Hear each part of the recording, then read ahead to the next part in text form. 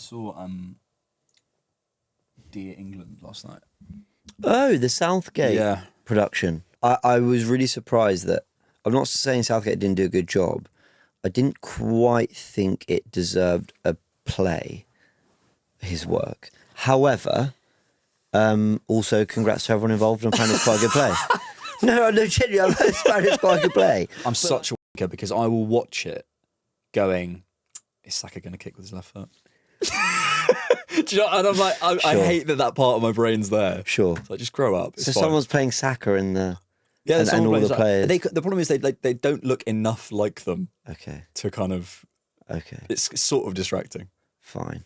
Just know I'm an opinionated wanker in every field, isn't it? Yeah. Yes, guys, welcome back to the Knockabout on TDK Plus. Sorry about that. Really sorry about that, James. That was really good. That wasn't. Beautiful. It was terrible. We are here to respond. Lost 4,000 subscribers. Yeah, everyone's gone. I have started singing a lot in podcasts. I'm not collaborating on this vid. It's so fair. I can't. I've started doing it. I've started I think I've started the last 3 shows with singing the Ezra song. Right. Just stop singing. Do you know what I mean? Anyway, we're here to respond to the derby. We're here to talk Eza. We're here to talk Gyökeres. We're here to talk the run-in. We're here to look at the best... We started this on the first episode to look at the best traits of our forwards. I think it's a good day to have that conversation. Yeah, agreed. To have the second part of the conversation. And we're here with James Rodriguez. Hello. How are you? Better mood than last week. Oh, mate. Oh, my word. Last week was, diabolical. It is crazy how quickly... Yeah. It goes. I saw you drop a video yesterday about can Arsenal win the Champions League? Yeah. I know Arsenal going to win the Champions League. Yeah. I mean, utterly shameless. I got ripped in the comments for that, which I'd like to explain my point to some. Have you seen Roberto Martinez's comments on the overlap? No. It couldn't have been timed better. Oh, really? I've actually, funnily enough, got a video off the back of those comments coming out to follow up the video I did. But basically, my point, 97. Yeah, exactly. Yeah, subscribe. I think my point was, and my big takeaway from the Tottenham win was, I think people saw it as here we go, deluded Arsenal fan, you've won one game, now you think you're going to win it all. And it was quite the opposite, actually. I think my point was, Spurs were so bad, but they approached it in a way that I think sides in Europe would. And so it plays to our strengths a bit more. Okay, yeah, I like that. Yeah. Therefore, rather than, I'm actually discrediting Arsenal. What I'm saying is, rather than we found some magic solution, and we're going to talk tactics a little bit more on this, and suddenly everything's going to click, and bam, Arteta's fixed it, all our problems are gone. My thing was, no, we've seen this in Europe a lot, hence we destroyed Atletico, hence we destroyed Real Madrid, hence we destroyed Bayern, Inter, whatever. We destroyed Spurs again, and a lot of the data points were quite similar to what we saw in those other games. So basically, the con is, I'm not sure we fixed that much, but the pro is, we're so made for Europe. And Roberto Martinez said a similar thing. He said everyone in Europe's looking at Arsenal going, we can't deal with their set pieces, we can't deal with how good they are on and off the ball, and they're just a very dominant, complete side.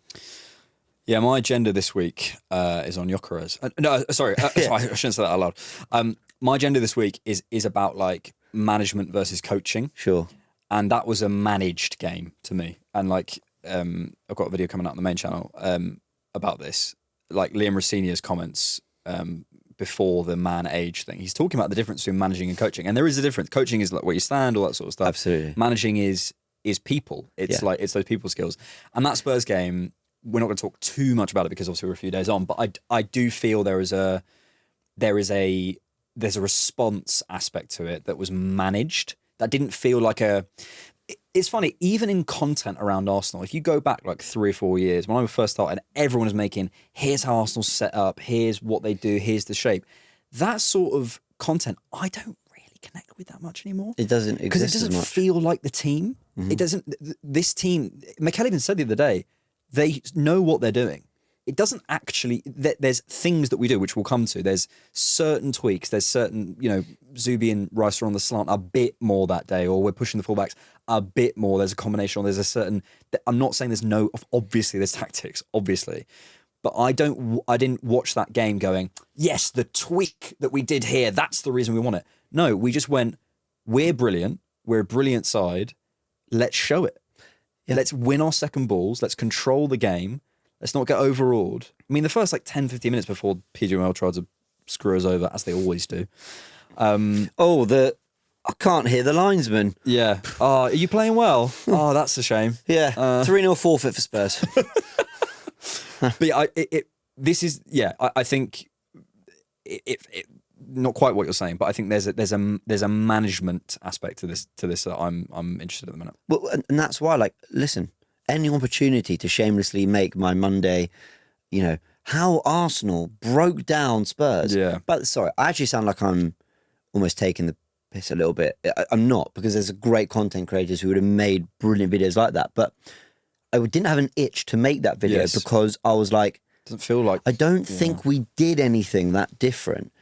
I think, like you said, we managed the occasion better. Basically, our pass percentage felt like it was up. I haven't checked the numbers. I know Rohan's been talking a lot about this on Twitter, but like, we looked safer in possession, and Spurs were awful, which is why my takeaway was, if teams take it to us a little bit more, I think it's a great take. Then the answers are there for us. They're made for us. Well, so Gyökeres suddenly just... By the way, I like Gyökeres maybe a little bit more than you like him, but suddenly, everything... He's an amazing player. It just clicked in the derby. Now, I think what we saw was maybe a truer reflection of what he can do in the Spurs game, but he was like 1v1 running at Dragusin. He got like more touches in that game than any other Premier League game. Yeah. He got 3 shots off. He struggles to get one in games. 60% of his Premier League games he hasn't had one. So, or maybe we unlocked something. Maybe Spurs are terrible. Maybe both. I hope we unlocked something. Yeah. I'm just not convinced we did. I'm not trying to be super negative, people. No. I'm just trying to, like I said, I spun into a positive, which is in Europe, this fits. But it's exactly this that it's the never getting too high, never getting too low. You're never too far away.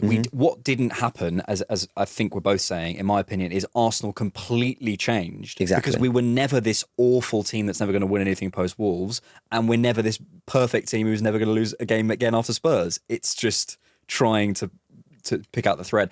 I think before we sort of, ironically, we've just said it's not really a tactical thing. We're about to go to the board. But so the tactical breakdown on it. Yeah. But I think that is the hard thing is, when we spoke about this post Wolves, is it's so emotional at the minute. It's 100%. So emotional. So actually trying to see the wood for the trees and what is really happening. And I think that Champions League take is a good one. That's a really good take. Thank you. I mean, but like I went into like numbers. So for example, Forest, Brentford, and there was another away game recently. Forest, Brentford, and who else did we play recently? Wolves. Yes, thank you. Obviously, I remember that. Yeah. Did that happen? We went through the middle of the pitch. I think something like 24%, 16%, and 22% of the time. Bayern into Spurs, 27, 29. Now, to some, it's only 4 or 5% more. To others, it's like, yeah, but it's more in all 3 of those games than all the others. Yeah. Why? I don't think that's a coincidence. No. And also the eye test just tells you we played better through the middle. I didn't need to look at the stats to know we played centrally through Spurs a lot more. So again, that's kind of what the take was based on. When you look at Europe, if you look at the best defence in the group, in the league phase, Arsenal. Second best defence was like Newcastle, Tottenham, and maybe Bayern. Then you're looking at Man City. Then you're looking at Chelsea. Then Real Madrid, Barca, PSG. All these sides conceded more than all 5 European or all 6 European sides, English sides in Europe. I'm getting my words mixed up. Why?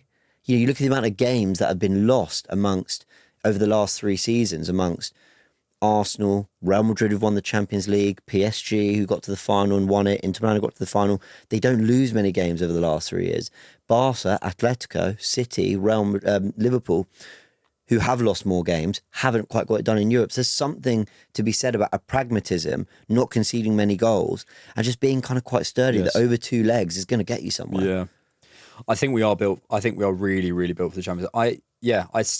Which is why when we are in the glow of a derby victory, you start to have these wild thoughts of like, well, I think we're best placed to win the Premier League. And I think we're quite well placed to win the Champions League. But it's these huge swings that are just 100%. So hard to hold. And and again, I've mentioned it today that doesn't account for individualism. So we've lost to Ousmane Dembele just being brilliant. Yeah. Vinny Jr. has been, on course for Ballon d'Or. Rodri, Haaland, they've had match winners, so maybe that's where we fall short. And then I remember Tuchel's Chelsea, Werner, Mount Havertz. Then I go, well, so you can do it without the kind of individual star leading the line. So I don't know. There's a lot to learn, and you're right. Basically, never too high, never too low.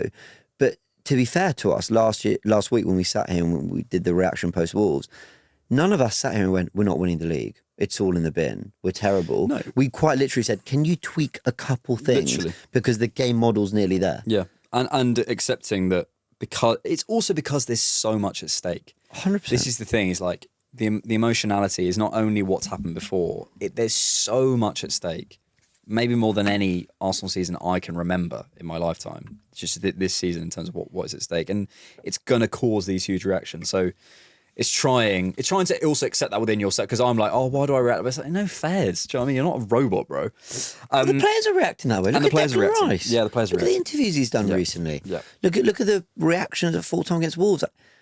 It'd be different if they were just kind of rock solid robots who were just utterly unbothered. But they're having team meetings after, so clearly how we're feeling is valid. Yeah. What you're feeling is valid.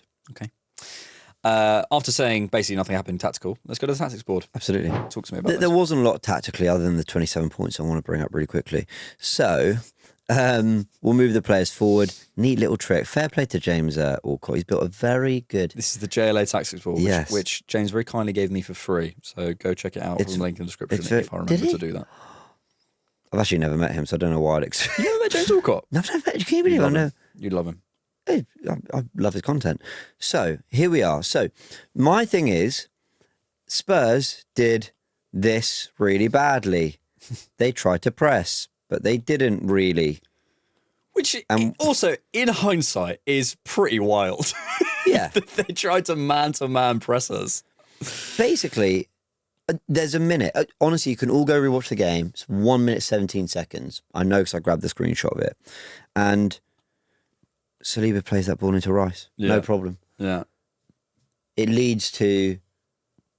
does it lead to a shot? I can't remember. We basically end up in this area of the pitch very easily with Eze on the ball in the half turn and Capier's moved inside. Anyway, but he plays that pass into Declan Rice like it's nothing.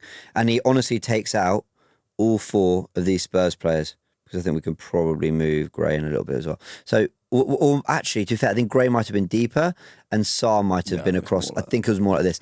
But my point is, when do we get to do that? When do we ever get to do that in game? We just don't. And this is why. Let me commend Arsenal for this.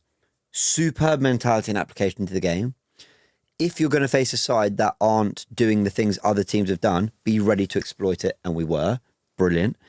And we played with a good intensity, tempo. We were tight on our passing. We were neater.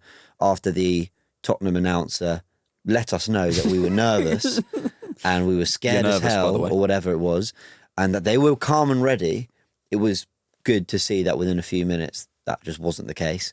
And we overcame that overwhelming pressure from the stadium announcer. Whose name is... Not sure.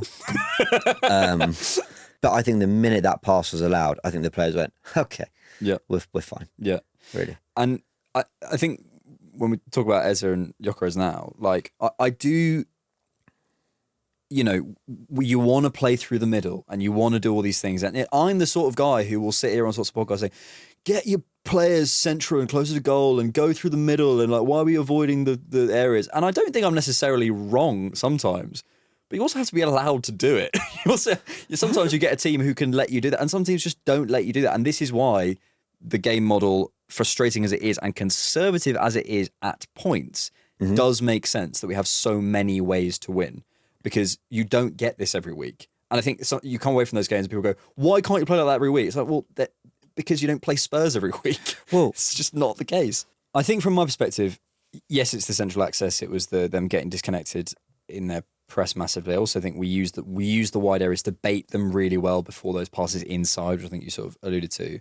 For me, Eze and Gyökeres and Trossard and Saka and the guys who came on later, the big thing was just getting them closer together. It's that simple. For me, like it really was. If you look at Eze's heat maps, which I'll put on the screen, he's close to goal, which again you can't always get. Yeah, he's close to goal. He's round the box. He's connected up, and he's allowed to shift. And it means Gyökeres, I think, had a bit more movement across the box rather than just staying static. It meant Saka could come inside. It meant you have a lot more sort of rotation. Again, you have to be allowed to do that. Sorry to hammer that point, but it really was as simple as just getting them closer. And I think when Eze's in connection, he's a City boy, isn't he? He wants to be part of the action. Yeah, I think we were closer together. You see that with the third goal. You see that with some of the moves with Eze and Saka on the edge of the box. I think just some patterns, and I don't know, you tell me if you agree or disagree with any of this. Zubimendi was interesting. I need to rewatch it. I feel like he played as something of a bit of a decoy. And what I mean by that is, like, I felt quite often when we were trying to build up here, he would maybe vacate the spot and then Rice would be there. Yep. Or Eze. Do you remember that little move when I think Eze dropped in, one of Salah Bassoum I think got near him, and Rice, I think, was deeper. It was pinged into Saliba and he kind of opened his body and rolled it into Rice, and then we're kind of running at them. And it was just little things. In that move, I'm thinking, where's Zubimendi?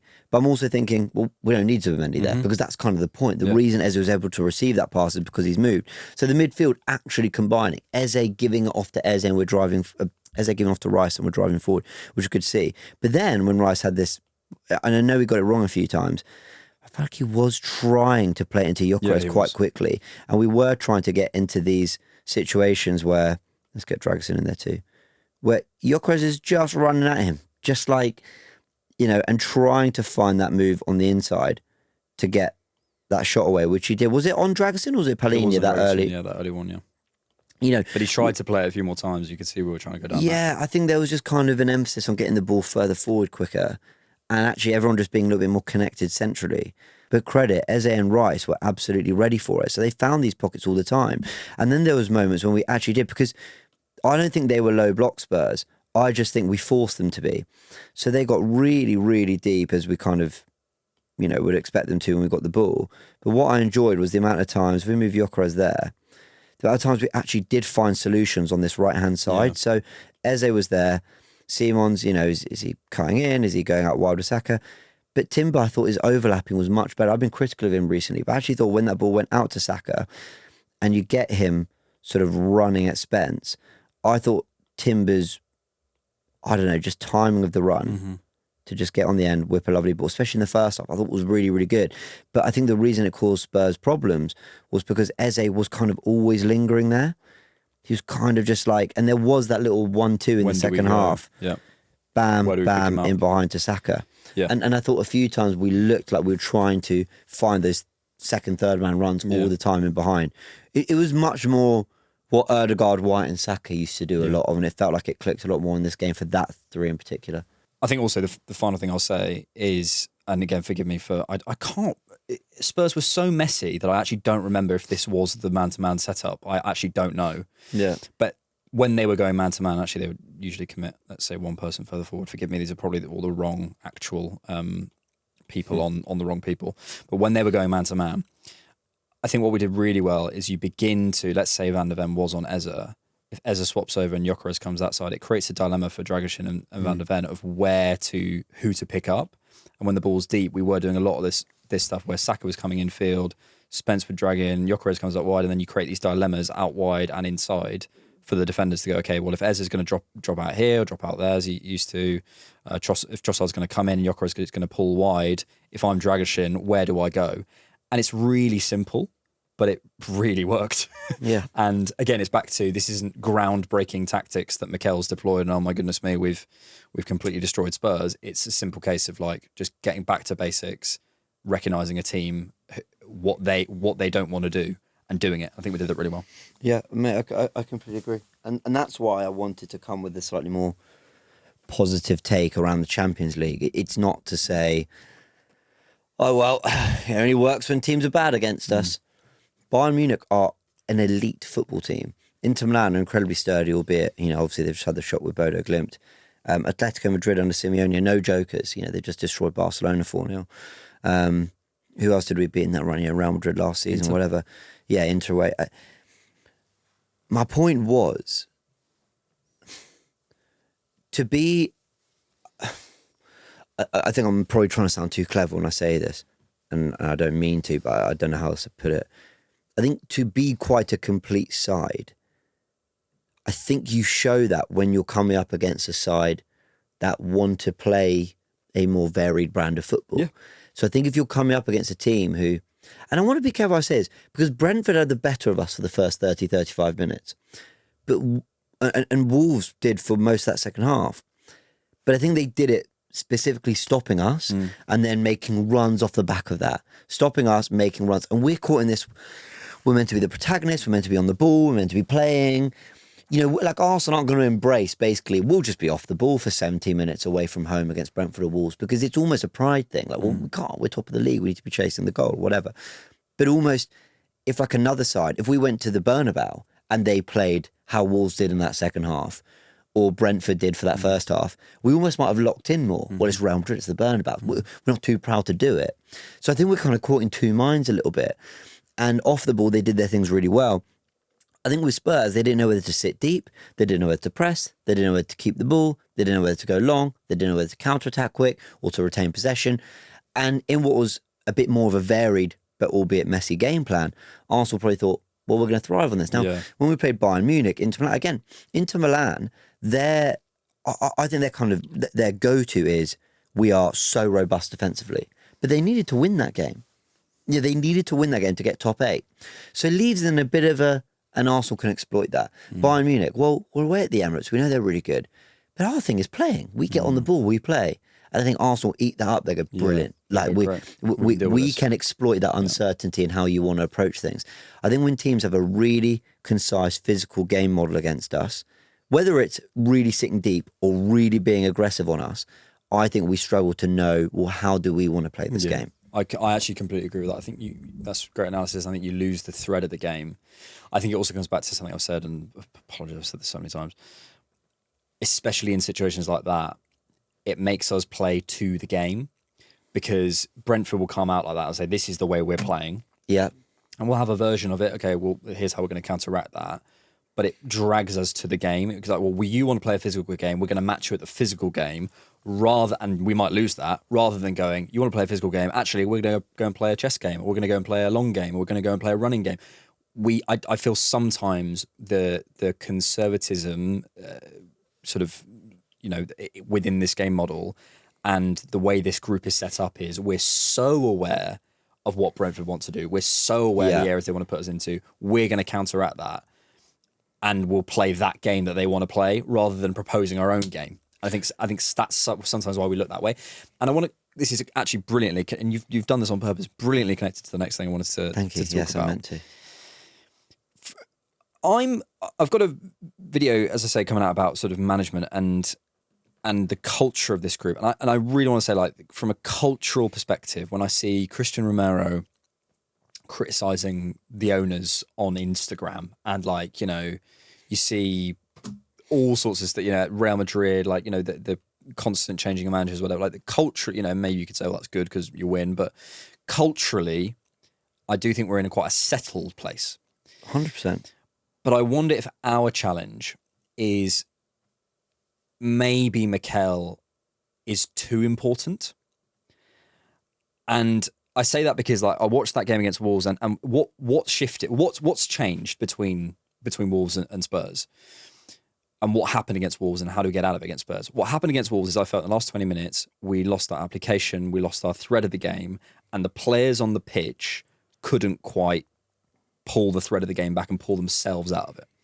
In between, it feels like, I could be wrong, Mikel grabs everyone and goes, right, guys, I'm going to remind you of what you need to do, the technical level. Yes, Declan Rice coming out and doing interviews, but it does, we know the culture of this team. It does feel like they probably, Mikel has driven that, and he says, I've been close to the players or whatever, and we get a result, and great. But in both versions, it's one guy. It's one guy who they're looking to in the last 20 minutes who he needs to fix it, and it's one guy who did fix it. And I think certain things come out, Declan Rice says, like, for example, Mikel runs this club top to bottom. And you go, like, that's great. That is great. Yeah. Like, it's great in a sense. But I think it creates situations like what you're talking about against Brentford, and this is why it's connected. It creates situations where Mikel's gone, well, this is what he's got that brain. He can go, I can tell you what they're going to do. And they always talk about, he tells us exactly the type of game to expect. I remember when I first heard that, Kieran Tierney said it. Yeah. Kieran Tierney said it in an interview in 2020 with Joe and Smithy from Saturday Social. I remember going, thank God someone's going, here's exactly what Leicester or whatever going to do. We needed that so bad under Unai Emery. We needed to understand the terms of the game that we're trying to play. But again, it is a setup. It is a way of thinking about the game that takes a little bit of power out of the hands of the players. It takes just that fraction, because the manager said, this is the type of game we're expecting. And he comes out, and the terms of what he's saying are the players didn't do the game that we expected. And it's like, and probably if they had done, I would agree. But sometimes games call for you to go, actually, we're the players. We know what we should be doing, but let's impose our game on it. Very long-winded way of saying it, but like, I just sometimes, that's my question about Arsenal at the minute, is it all too much through one guy's lens, and that bleeds into the game model and means games like Spurs go the way they do, but also means games like Wolves go the way they do. I mean, by the way, I largely subscribe to that thinking that it's kind of the Mikel Arteta way. You mentioned conservatism. I wonder whether we confuse conservatism with confusion. Like maybe on the pitch, Arsenal aren't trying to be somewhat conservative. They're just a little confused about how much to commit going forward, what exactly the right game plan is, and therefore kind of revert to, well, let's just do everything off the ball well, because at least we're... But I'll let you land, because if this is what you're saying, I don't necessarily agree.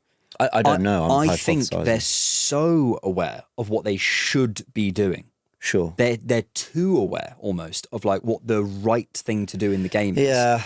And after Wolves, Mikel literally said something like, I could speak to them right now. They know what they should have been doing, and they didn't do it. And part of me goes, well, I'm annoyed at the players then, because like you should just do what you're doing. But another part of me goes, if it's, and again, I'm hugely speculating. If the whole game model is basically Mikel's laid out a plan, and if we do it, we'll win, great. Because if he's right, consistently do that, you'll win. And that's, by the way, the reason we're winning loads of games. But there are situations where the players have to feel it and take a little bit more responsibility. And I think they're so aware of, well, this is the game we should be playing, that it can, in moments, hold us back. You know, it's so interesting, though, because... Like I will say, part of me wonders whether we're overthinking all of this. Possibly. The other part of me thinks... Me? No. Well, no, the other part of me thinks, I don't think we are. I think, as respectfully and as humbly as possible, I think we are looking at this the right way, and you're asking the right questions. You know, Spurs, for example, did that go the way it did because Arteta warned them it would, prepared them for it, and they went and nailed it? It seems that way.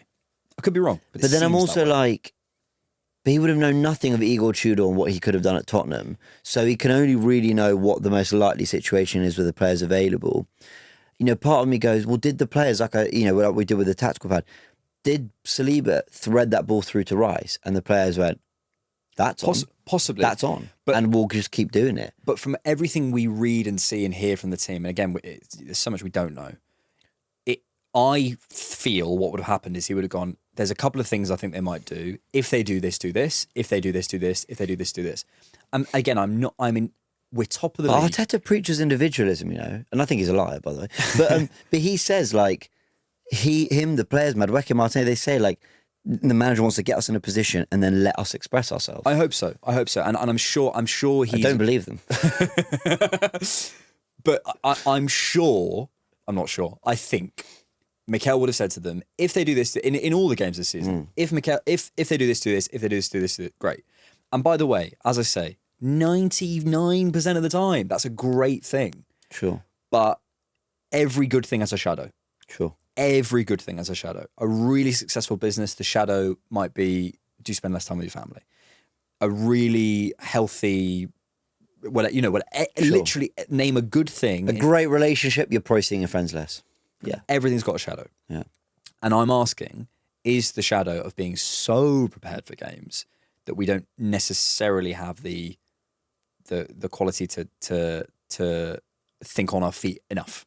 I'm Alex Moneypenny sat here on a podcast. I don't know, but I think it's a question worth asking. I think it's a question worth asking, and I think also, like, you know, let's say that what we're kind of theorizing is true to a degree. Maybe there's an overload of information or whatever. I think I'd also ask, like, what longer term issues that, because like you said, you know, maybe Mikel Arteta knows the game plan for every single game. He prepares them perfectly for it. And if he's right most of the time, we win most games and everything's great. Yeah. The problem is they're not robots, the players. So you got to account for they have bad days. They're not quite on it. What's going on in their personal life might spill into that 90-minute performance. They might be more tired than they thought. Maybe there's an injury in the warm-up to the opposition. They come up against a different player. They're not prepped for it. All these different things. I also think a lot of it in football is ultimately about buy-in. Carlo Ancelotti won a Champions League 2 years ago. What's that? They're a good club, buy-in. Oh, no, buy-in. I know. Very good. Subscribe to TDK Plus. Please don't.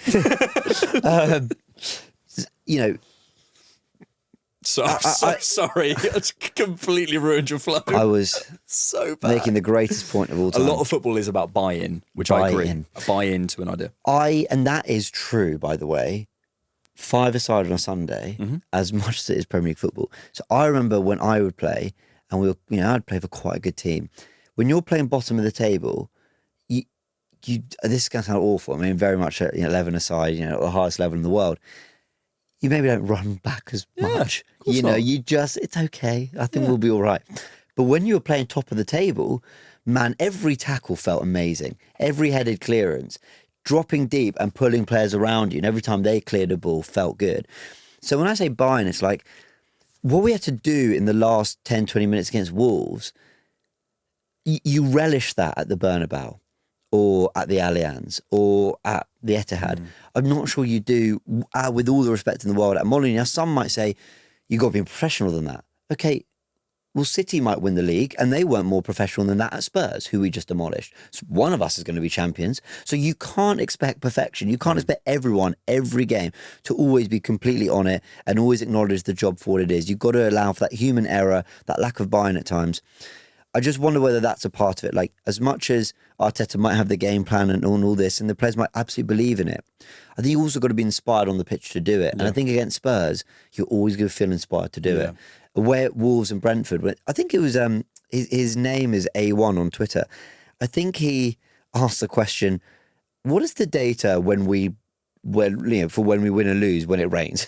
I don't know, that's a very tie argument. Seriously. Do we look basically a bit more lethargic? And I know that's love to tie, but like in all sense, as much as we laugh at that kind of analysis, do all teams basically kind of go, Mate. I don't know if I fancy it as much, or does it allow for like, a certain ball on the floor game that you just don't like, and it's those extra percentages that might cost you. It sounds silly, but Arsenal need to be better than that.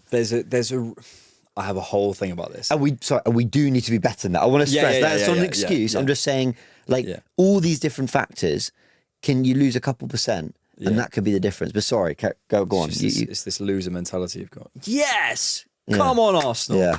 It's not a win. But what an effort. Give me that at the Etihad this year, by the way. By the way. I will take it. Give me that. We'll run it back. I think this is actually a brilliant point. And I think it comes from this sort of thing of like not wanting to go anywhere near buy-in or mentality, or I do it as well, or like talking about whether, and it's because we view everything through screens. So we think we're watching a TV show where there's a director telling the actors what to do. And the director has told the actors the wrong thing to do. That's why our TV show isn't going very well. That is a way of viewing football that has come from it seeing it as a product. The manager was never that important historically. The manager, or if they were, it wasn't as much for tactics. It wasn't about tactics. It was motivate, whatever. They become the overlords. I mean, think how many times on TDK I've said Arteta in the last like he's the main character. But it is a collaboration. Sure, it is, and and ultimately, and now it's sporting directors as well more than anything. Sorry, no, but it's exactly that, and I think sometimes maybe this is exactly what you're saying, but I think sometimes we forget about things like that. Just going like, there wasn't quite the buy-in, which is why putting a little bit more power in the players' hands, not preparing them for everything, might pay huge dividends. 100%. That's my point. Is that sometimes giving the players, stepping back a little bit and just going, I'm just going to let you guys fix this, which maybe he does, by the way. Maybe he does, I don't know. But you just get the sense, maybe not. we talked about it. There's a literal clip of Igor Tudor saying, "Step up," and they didn't do it. Yeah, they just didn't do it. You know, so on Football Manager, you can press a button where you say higher Football press, Manager as well, yeah. attacking. Yeah. You know, so all those things. FIFA as well. So you get that instant reaction because of the game. The game literally does that. It's in the algorithm. In football, it's not like that. So, you know, when we're saying, why is he inverting timber all the time? Yeah. There's every chance that Arteta's on the complete other side of the pitch going, stop. Yeah. no, not for this game. No. I know that game, it worked for that one, but no, not for this one. There's every chance he's... Or timber's misunderstood. Like, this is another thing. It's like, maybe he has. And I think I love this generation of football fans. They're so engaged. But I think if they have a shadow, people like me, they put too much emphasis on managers or the reason Madueke... Every answer to every reason an attacker has failed in a season is because he's not being platformed properly. Sure. Maybe. But also, maybe he's just not very good. It's like, that's an option. Absolutely. And I want to really highlight the hypocrisy here because coming from me... Yeah, people like us. I'm not putting us out this time a week ago, bro, all about Arteta. Yeah. You know, largely anyway. And I acknowledge that. But at the same time, I really want people to like... Because I can hear the comments already. Over the season, when we drew at Sunderland 2-2, my following video was, no, I'm more confident about the title because of what we saw in that second half. When we drew to Liverpool, we lost to Man United, we drew to Forest.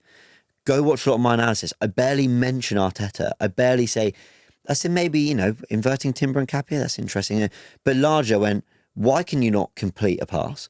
So it's about picking him up. Now, for Wolves in particular, there was a lot of stuff I looked at going, this is an attacking football issue that we've seen rear its head throughout the season, and now I've kind of had enough.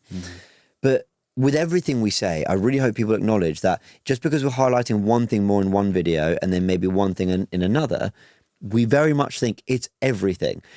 Andrea Berta too. The Kroenkes too. So you hate not wearing hats, don't you? Because you're wearing a hat today, so you hate not wearing hats. Basically, because I'm wearing a hat now, I must always wear hats. But like this, you know, this is kind of the thing. It's that sense of there's, you know, it's all. And that's why I tweeted at halftime of the Spurs game. I was furious that it was 1-1.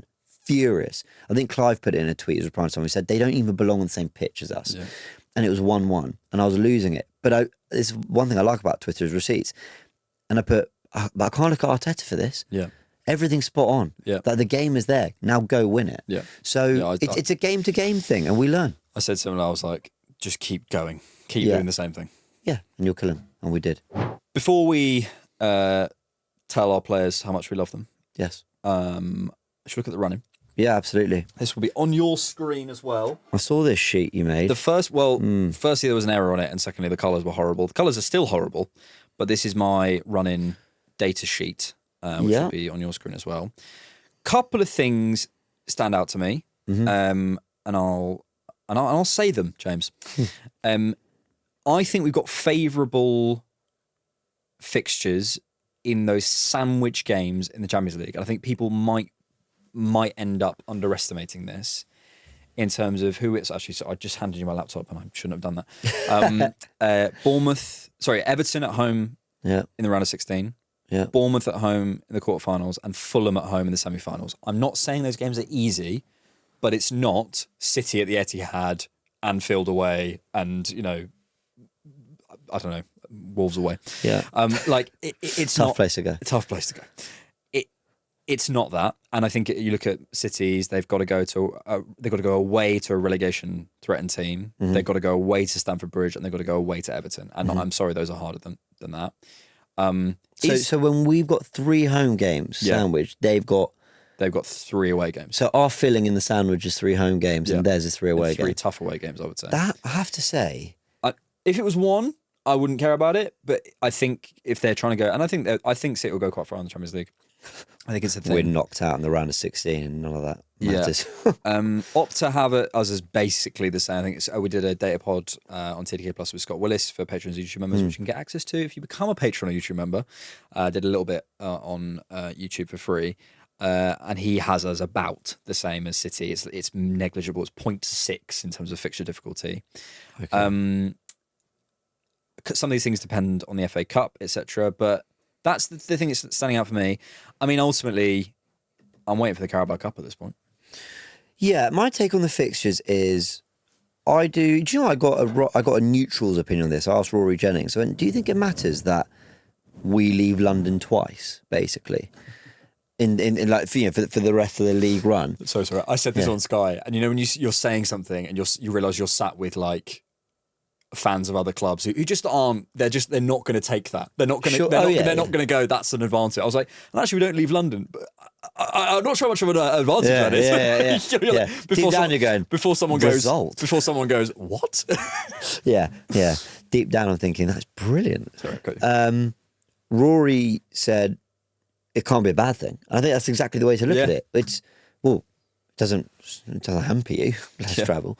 So, you know, it's little things, but like, look, I don't know. I saw poor Lee judges got dragged for saying something about sleeping in the same beds as they normally would for a Brentford game or away game. It was taken out of context, but basically any little thing, even when we mentioned the run, you know, the rain situation just there, I'm thinking, well, that could get clipped. Like basically any slight margin you sort of talk about, you know, people can have a laugh at you. But essentially, I think it is a touch favourable that the travel is less. Why does Pep Guardiola always complain about the fact that the finals are at Wembley? Yeah. So if the GOAT is telling you it somewhat matters, I think we're inclined to say it has some relevance. What you just mentioned about, you know, if we obviously make that run to the semi-finals of the Champions League, and more crucially, if City do actually, because that's where it impacts the most. That's really interesting, because you know what are we talking about? Potentially a trip to the Bernabeu, to wherever they got to go, maybe even Anfield before, you know, they go to Everton away, things like that. So yeah, and that's ideal. There's a really. Gooniverse video in there, surely.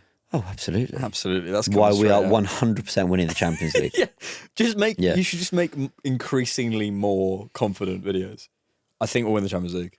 We're nailed on to win the Champions League. We are going to win the Champions League. I'm from the future. We've won the Champions League. Yeah. Oh my word, we've won the double.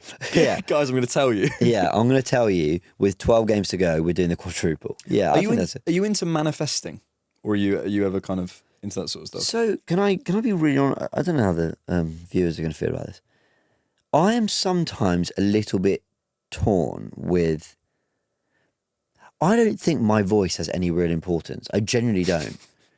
But some people say, they all have a go at me in the comments, like, no, James, like, there's like 20, 30,000 people have watched this video. Like, it matters what you say. I'm like, it doesn't. I've just made a video. It really doesn't matter. And I'm sure it's not getting to the players or the manager or anything like that. Like my open letter I did, for example, to Arteta. No, they play that in the changing room, mate. Well, I'd like to see that in the Amazon doc. However, I do somewhat feel a responsibility to put out there a degree of, like, not blind faith, but we're top of the league, the data looks good. Even whatever my PTSD is telling me, I feel I need to put out there that I'm maybe a touch more confident than maybe I'm deep down feeling, or at least not protect myself at the fear of getting clipped or whatever. So when I was on Rory's channel, he said to me, he's like, is the Tottenham game coming at a good time? I went, do you know, I think it might be, you know? And he was quite doubtful of that. And I said, and I kind of explained why. And he said, so do you think you'll win? I said, yeah, I think we will. And honestly, deep down, we just drawn to Wolves. I was feeling quite pessimistic. But I felt like, and I even said this in the video, I said, but I feel like I've got to come here on a rival channel and say, no, we can do. I think we're going to do it, and I think we're going to turn this around. I think we're going to remind everyone what we're capable of. So I do feel a degree of, like, responsibility to somewhat manifest and somewhat put it out there, not just lie, not just sat there go, I think we're going to win. We're going to win. I feel the need to put something a little bit more positive out there. Yeah, sometimes. I hear what you're saying. Let's turn this into a therapy session. I do think you worry about getting clipped. Oh, yes, a lot. I do. No, I worry about being misunderstood. And I see this with a lot of creators. I mean, this is a whole different conversation we probably can't have now. But I think, and I fully hear it, and I get in those moods where I'm like, no, you don't, like the whole Gyökeres thing. Yeah, I don't hate him, but it doesn't matter. I could say he had an amazing game. The first three comments are, you're just trying to cover your back. I could say he had a mixed game. Why do all your critiques come with caveats? I could say he had a poor game. Agenda again. Yeah, it doesn't matter, and you know that. That. But I do I think that is just the game.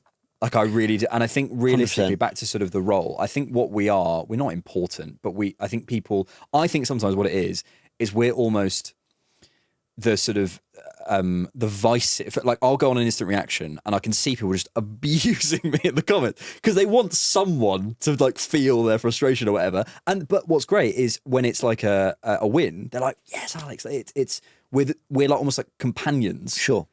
And this is not the topic of the podcast, but I almost see it that way. Well, while we're on it, I do fear being misunderstood because when you say it's the game, that's so interesting because that might be the game most are playing. But you watch any of my content, I won't do a thumbnail with another content creator but I'm not saying a lot of people do this or whatever and be like, oh my God, my reaction to their take. So, and I also don't really quote people and kind of like have a real pop at their take. So when people are doing it to me, I'm like, look, we're not playing the same. Like people might have a go for what I think, but I don't have a go at other people for what they think. I have an opinion. I might do a breakdown and explain, interesting, I think they're wrong, this is why. But I don't really get into that kind of back and forth, like, let's have a pop at each other kind of thing. That's the first thing. Secondly, it's more about being misunderstood. So I remember the North London derby, funny enough, away from home 2 years ago. Do you remember 3-0 up, 3-2? I said Jesus should start that game. Havertz was brilliant. Now, I wasn't clipped, but I knew bad take, James. So I did a video with literally... it was me celebrating Havertz's goal and a text saying idiot, and I did the title. The title was Havertz made me look like an idiot. Yeah. So in that situation, come for me. My predicted 11 was wrong. My take what we should do was completely wrong, and Havertz maybe. And I'm happy to sit there and go, oh God, it's so wrong. What I struggle with is when people go, it's like the 0-0 draw clip. It's like other things where people go, you're celebrating a draw. I'm like, that is just so out of context. That's so misunderstood. Yeah. And other things like that where I go, but that's not what I've said. So by all means, ridicule me for things I've said. I'll stand on business if it's what I really think. It's when it's, I didn't say that. I hear it, but that's where it gets But it's to me. like, it's the thing I'd liken it to is like, it's the thing your mate said in the pub before the game, I think we're getting smashed today. And you win 4-0. And after you go, hey. But it's that on a massive scale. Yeah. It's 100%. Basically that. And I don't think anyone really cares. Oh, no, because it all really blows cares. Away within no time. It blows. And this is the thing. It's like I did an all-out football thing where they got me to like look at a player and I had to name the player. Was this a Senderos Seagull? Yeah. And I got because he's like... Well, I see you having to squint and look closer. James, I can't see it. Is the honest answer. Yeah. And a year ago, I would have gone, no, you don't understand, I couldn't sit. And actually the rest of the club, I get them all right, which I did. Yeah. It doesn't matter. Yeah. Like, honestly, and I really got to But how embarrassing that I've seen that. Yeah. Like, in the nicest way. This is the thing. How have I seen that on Twitter? And I'm thinking, I hope Alex is all right. But no. And honestly, a year ago... Also, did you watch Seagon play? No. I didn't. No. I all know, I didn't watch him play. I was 5 when it came to Arsenal. But... It doesn't matter. This is the thing, and like I do think in this online space, and I was so guilty of this, and I occasionally still am, of like thinking like people really care whether I got Seagan. People are like, there's the guy who's positive about the manager. I don't like him. I'm just going to pop at him. Then move on with the day. Yeah. And we're just these like sort of vices that this. Sure. Just like... I get what you're saying. It's an interesting chat. I mean, maybe it's worth a whole other. We could do a whole podcast if you want it. Anyway. Yeah, TDK plus. But also, I feel like I've slightly diminished your feelings there, and I'm sorry because it is. I know it's painful. So what were we talking about? How do we get onto that? Do you feel that I've diminished your feelings there? No, not at all. Okay, cool. Sure. No, yeah. This will be the last pod I do, but okay. No. Genuinely, I actually think it's an interesting chat because I think what I like about these kind of pods, and I have it with Shiro as well, is I think you can delve into like a little bit more of what we actually feel, not just here's some data, here's how I feel about Arsenal, here's how I actually feel generally, which is why I mentioned, going on Rory's channel and feeling the need to defend the team a little bit. And I'm being really honest, I even said it on that video. I was like, look, I feel like I have to defend the team. Now, people can take that as they want.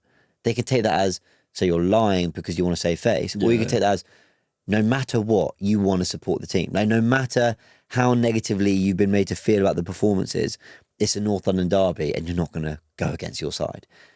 Take it how you want. Yeah, I hear it. On the theme of positivity, James, we did start in our first ever episode to go through the traits of our goalkeepers and defenders and pick out the best one to spread some love amongst the team. So we're going to do that today. We're going to do that for midfielders, and at some point we'll come back to forwards as well. So let's get positive. Yeah, let's do it. Let's put some positive energy out there. Odegaard. I'm going to use the word he's a marauder, and not like a Declan Rice type, but at his best, he's got the feel for a game. Where do I need to be? How do I need to impact it? And I feel like... I like that.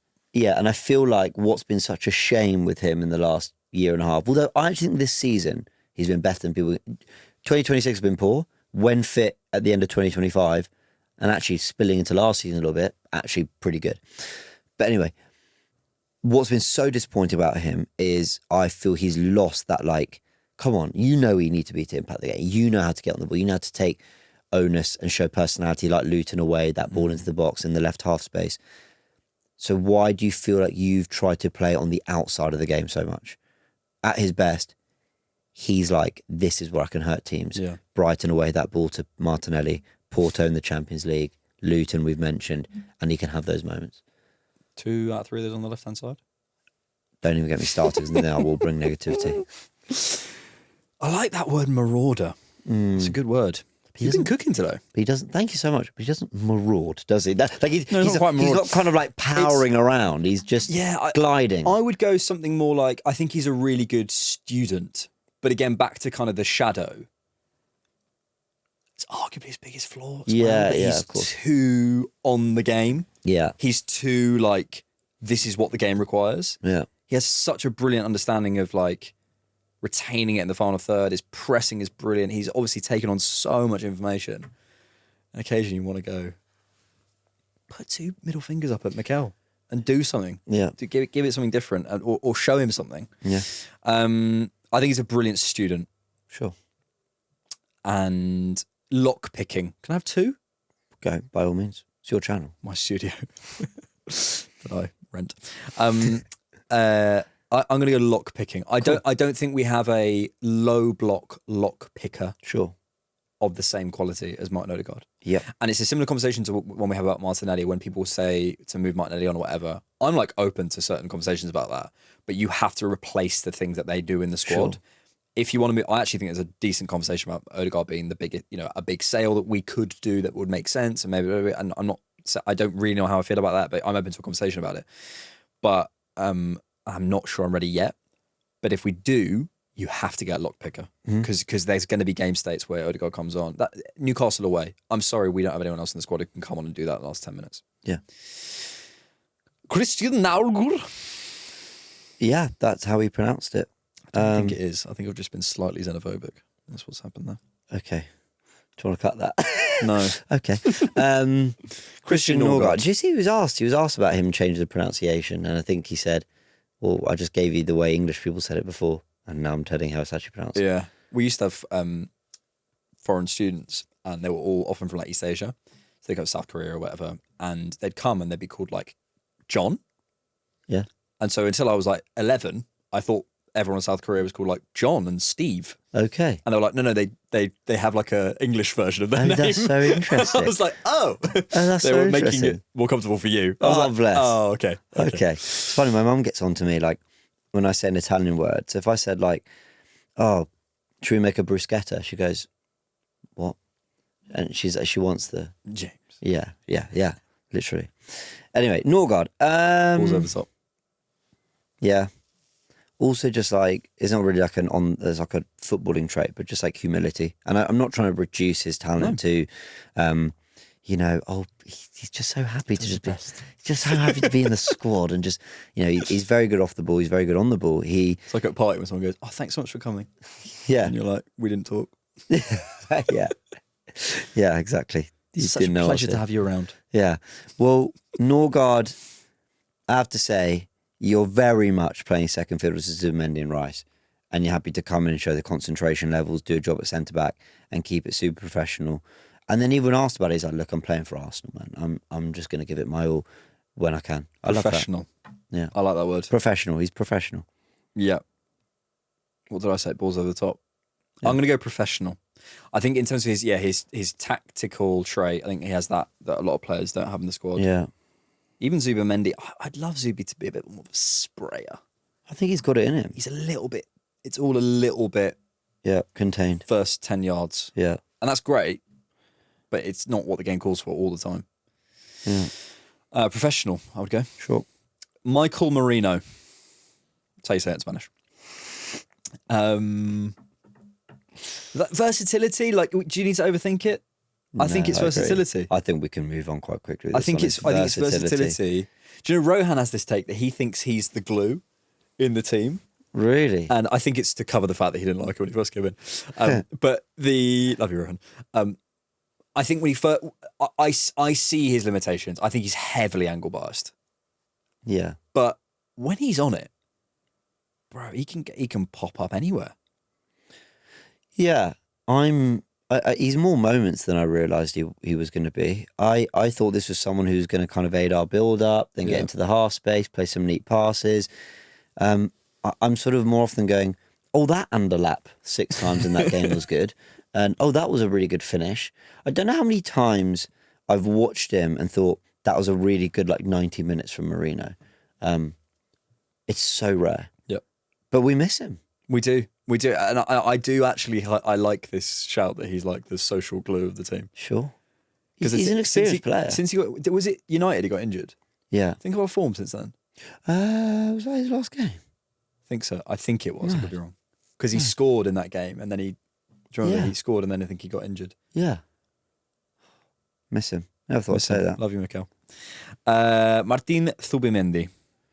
Bro, availability maybe at this point. Yeah.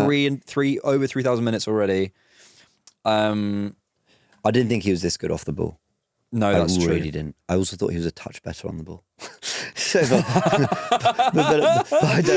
but I don't know if that's He's tactics. more Premier League than La Liga, isn't he? I just didn't know. I don't know whether that's the tactics reducing him to he doesn't play forwards because there aren't many forward passes to make. He doesn't find the ball over the top because there aren't many runs over the top to hit. Or whether he's instructed to keep it a bit neat. But when you talk about the glue, I think Zubimendi is more the glue. Maybe I know Ryan's talking from a more social squad perspective. I think on the pitch, what did we say earlier in the tactics? Did Eze and Rice keep receiving that ball through the lines because Zubimendi went, cool, you don't need me to, I'll take these players away. And so in a quiet way, he had a really big impact on us playing through them. I don't know. Off the ball, he's so good. So good. But is it because he's so much better than we thought he'd be? I don't think it's that. I've wondered that. I think he's legitimately brilliant off the ball. His numbers are great. He's covering the wide channels. Do you want the most nerdy thing I'm going to say on this podcast? Yeah, please. His direction on his aerial clearances is really good. He always finds a man. I'll take your word for it. Has Arteta ever had... I think there's some numbers out there that show there's some guy who does those, but I bet he'd rank really highly. Well, has Arteta ever had a 6 that hasn't been asked to drop to centre-back? Not even just on the ball, off the ball as well. How often did Partey, Rice, probably the only player who didn't do it with Jorginho, but basically just get back, make it a 5 and let the 2 in front sit. So you got to be able to do that job, and Zubimendi does it well. Best quality? Oh, yeah. Should we just call it engine? Because it's kind of availability, but also covers his off the ball stuff. His engine, his stamina, his consistency, but also on very particularly on a physical level has surprised me. I'm in a bit of a moment with Zubimendi. Okay. Not that he cares. Sure. I'm in a bit of a I think you're absolutely brilliant. I think you're one of the best midfielders in the Premier League. But I wonder if you were a little bit braver on the ball, whether you'd be there. You know what I mean? It just feels a touch too safe. Is that instruction or him? Well, I don't know. Yeah, I know. It's hard to say. Yeah, it is hard to say. I don't know. So you could pick his off-ball quality. You could pick his ability to put his foot on it and just calm the game down a little bit. His ability to receive 360 on any angle from anywhere, at any pace, at any height. He's got it. His relationship with Rice, I think, is a massive part of this team. Just like literally the relationship they built up. So I don't know, but I just when you're like, do you ever have that thing? I don't know. No, I don't want to say that.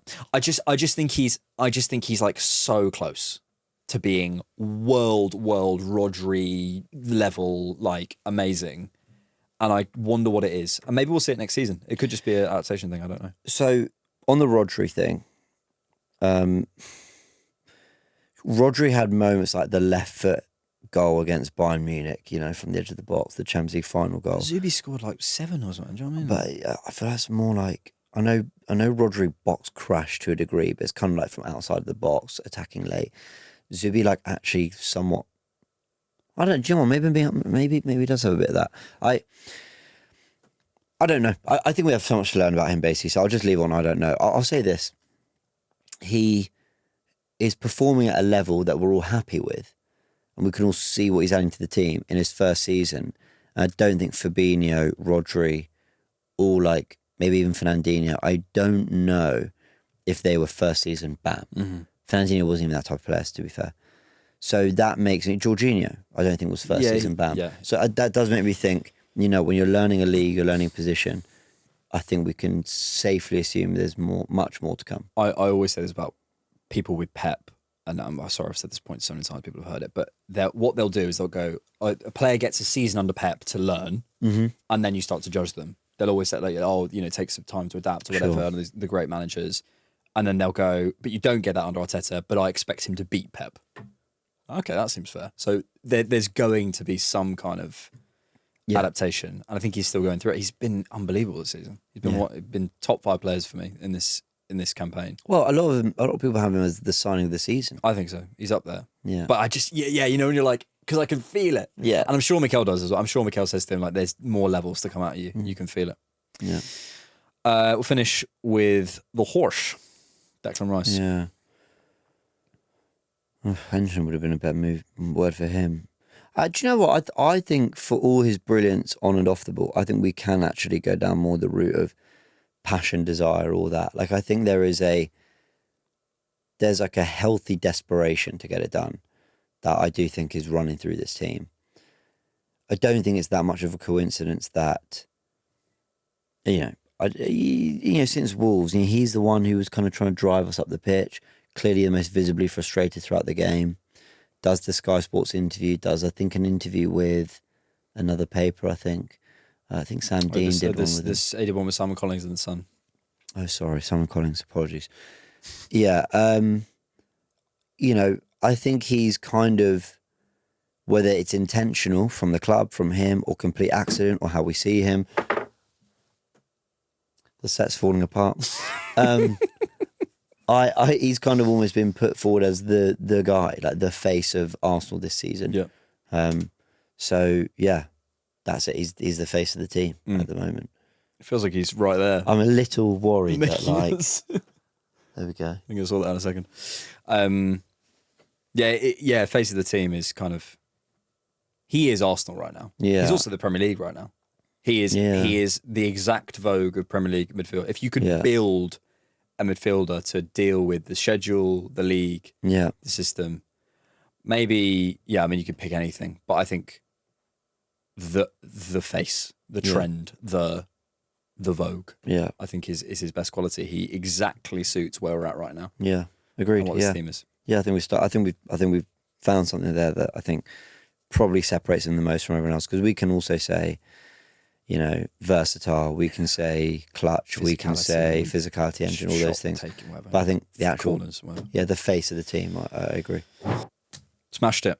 I went with the left hand because I didn't want to knock the mic, and then it looks awkward, and then I'm kind of going, little handshake, thanks, one of those. Thank you, and then I ended up doing it anyway. So there you go. Do you when you meet people? I go straight for the hug.